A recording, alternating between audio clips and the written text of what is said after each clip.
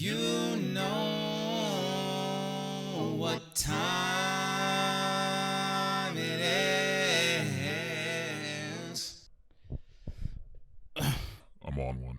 Hit the like, please.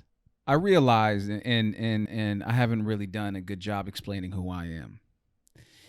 And I'm not sure if I'm going to start in this video, but what I am going to say is a few years ago, I quit my job, a pretty well-paying job, to pursue a dream. And I didn't know what I was getting myself into. One of the biggest things about, starting a business, whatever you choose, is that you have to take on odd jobs. When I first quit, I was postmating at the time. And My friend hooked me up with an assistant gig with a lady who used to be an actress way back in the day. So I was like, cool. I don't know about being an assistant, but we'll see how this goes. And I go over to her apartment, and it's this bigger Jamaican lady, and she's very sweet. And she brings me inside. She's super welcoming. Come in. Oh, it's so nice to see you. I kind of went in blind. I didn't know how long I was going to be working. I didn't know how much I would be paid. I just went in hoping for the best. don't do that. How you get treated once is how you're going to get treated all the time. You got to ask questions. How much am I getting paid? How many hours am I going to be working? What are the details? Even if you are desperate for a job, you're still worth getting those questions answered. Didn't know that at the time, though. So we spend like 30 minutes kind of getting to know each other, and she's talking to me, and she's telling me about her life, and I'm observing my surroundings, and it's dirty. And I think I'm being nice. There's boxes everywhere. There's paintings just like broken all across the living room. She has this loud ass bird in the corner. She's like, there's clothes everywhere. There's shopping carts in the living room. And to top it all off, there are just drugs out. There's a bunch of ashtrays filled with joints. There's cocaine on the couch. There's baggies of cocaine spilled open, just lined up on the couch. And I'm very impressed because she doesn't give a that I'm seeing this. And that's a trait that I want to have. I want to be able to just have methamphetamines sprinkled amongst my hardwood floor. And I want to have guests over, and I want them to notice it, and I want them to just bask in that. And I want to go ahead and cook some beef Wellington as they observe the paraphernalia that I have sprinkled across my floor. Hell yes. And she goes, I kind of want to do a 15-minute meditation. Just to, I like to do this before I go and get my day started. And to me, the first thing you need to do before you get your day started is clean up your syringes that you have sprinkled all over the carpet. But I don't question anything, because remember, if someone's doing you a favor or if someone's paying you money to do something, you don't comment on what they're doing. So I start doing this meditation with her, and she starts making noises. I don't know if you know meditation, but don't make any noises. And I'm really trying to meditate, because if I do something, I will do it with all of my heart and soul. And I'm trying to meditate with you and get to that place with you, and you're just I'm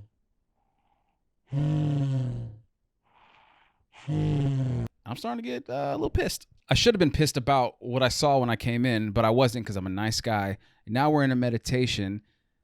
I'm doing this to be nice to you, and because you're paying me, mostly because you're paying me, and you're making noises.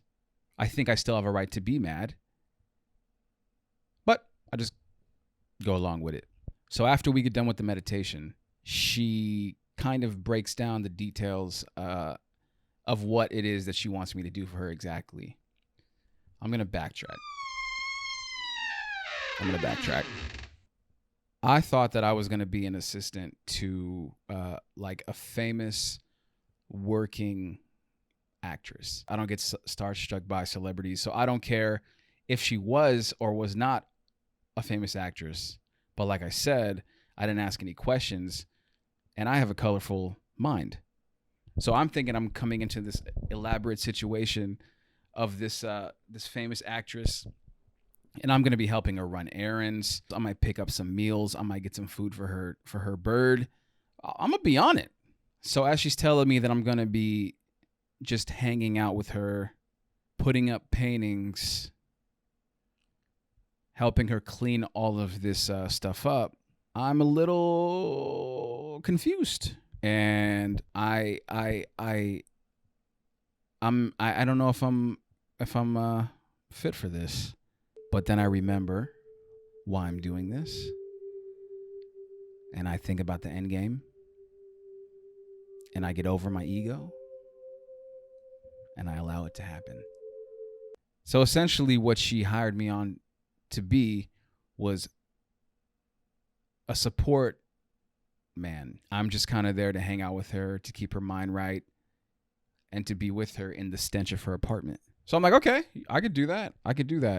You know, what is like, you know, $25, $30 an hour. I don't know assistant rates. I'm brand new to this. So as I'm hanging out with her, she starts cleaning up all of her stuff in her closet and trying to gather all of her garbage in her living room and in her bedroom. And as she's cleaning up, she's full on having breakdowns. And I mean like just out of nowhere. Cry in front of me. I'll be there for you. But you can't erupt into siren crying when a person is not expecting it. You cannot do that. How am I supposed to take that? What's happening is she's having, the memories. If you've ever had a garage sale or ever cleaned up something and you find something like, oh my God, this is the plan fit. The plan fit. This is the pamphlet of that summer vacation. Feelings come over you. And that's what was happening to her. Now, I think that they were sad feelings, hence the crying.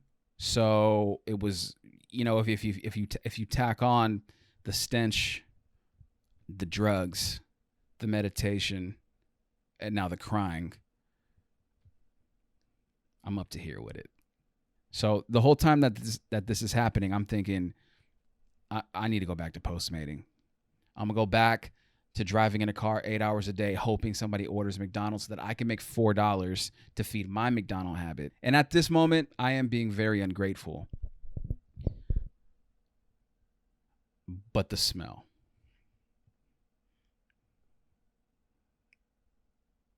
So we wrap up our day, and I'm sitting with her, and I'm trying to be there for her. And she writes me a check. And for the day, and the check is like $8. It was like $12. I don't mean to sound ungrateful, but $8. $8 for this. $8 for this. So I ask her, and I'm like, hey, I don't mean to be, but I do make more money driving around looking for Carl's Jr. orders. I'm not so sure that this is going to work out. And she goes, you know what, I understand. She's very polite about it. I understand. This is all I can afford. Maybe come back tomorrow and we talk about it. If there's anything else that I can get you or do for you, just please let me know. And I'm like, okay, I'll come back. I'll do one more day. And she goes, I'm actually in the middle of writing this screenplay. Do you want to check it out? I'm like, yeah. She pulls out her computer and she shows me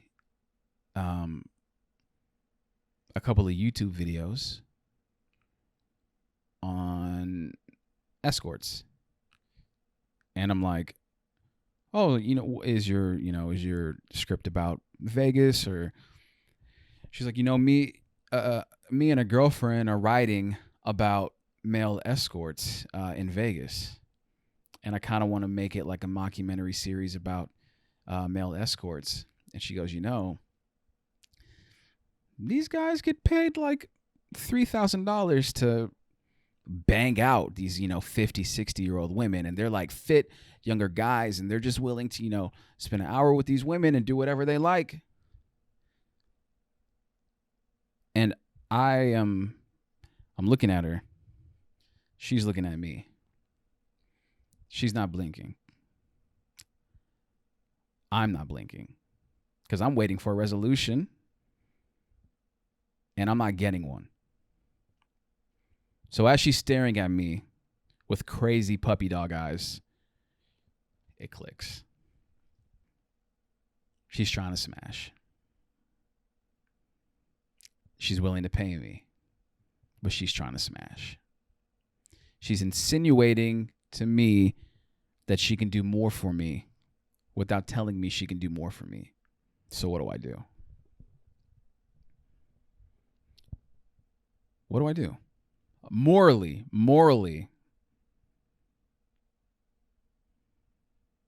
I shouldn't do it. Pocketly, 100%. So I go, oh, that's interesting. I'm gonna head out, but it was so nice, and I wrap it up, and she gets all freaked out as if something bad is gonna happen, and she chases me out the door, and she's like, oh, you promise you come back tomorrow? I'm like, yeah, I'm gonna come back tomorrow. Don't even trip. And I sprint out the hallway, and I go downstairs, and I get in my car, and I have a cry. I have a 30-minute cry because I'm terrified. I'm terrified. Not of what happened, but I'm terrified that my mind got me into this situation. My colorful imagination and optimism and expectations of what it was going to be like to have this cool ass job as an aspiring actor, I let that get in the way of what was in front of me, which is an older lady trying to smash a 25-year-old kid for money. So don't go into anything blind. You're worth asking questions. You're worth figuring out things. Get all the information you need before you make a decision, whether or not you absolutely need that, that gig or not. They don't know you need it. You do. So go in there with some value, or else you might get seduced into being an escort.